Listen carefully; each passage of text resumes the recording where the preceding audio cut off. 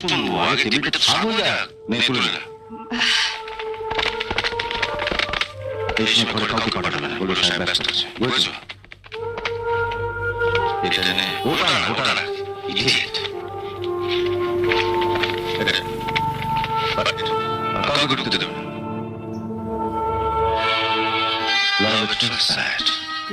গ্যাসের বাড়ি আর কথাটা বহুবার শুনেছি, আমের বাড়ি আর কিছু কিন্তু এটা যে আমার জীবনে এভাবে সত্যি হয়ে আসবে এখন ভাবতেও পারিনি।